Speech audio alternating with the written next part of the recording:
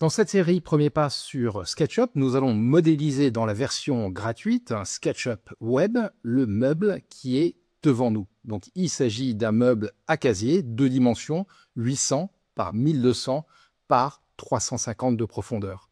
L'objectif est de comprendre les principes de la modélisation 3D dans SketchUp en réalisant un meuble de facture relativement simple.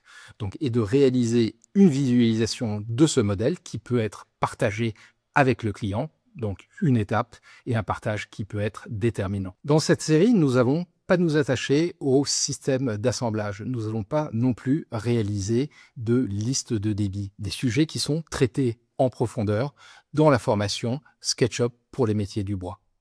Pour commencer à modéliser, rendez-vous dans un navigateur, on tape SketchUp Web, ça nous oriente vers cette page. On peut commencer à modéliser, créer un compte si nécessaire, et voici donc la fenêtre de visualisation 3D de SketchUp.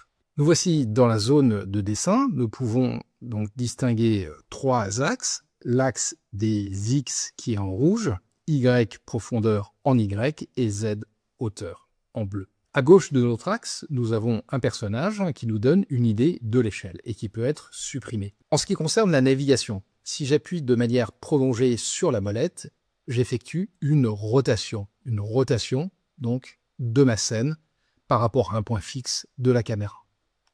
Pour réaliser une panoramique, majuscule, clic prolongé sur la molette de la souris et là je déplace ma scène relative à un point fixe de la caméra.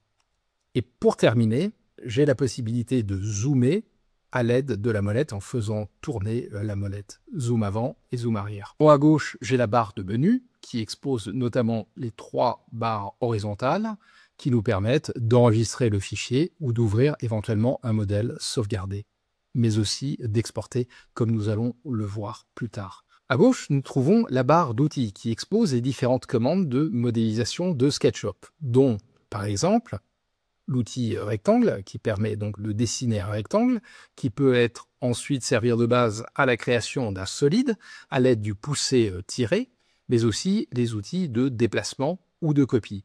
Donc pour accéder à l'ensemble des outils de modélisation disponibles dans la version web, nous avons les 3 petits points horizontaux qui sont ici. Si je clique gauche dessus, voilà, s'expose l'ensemble des outils à notre disposition.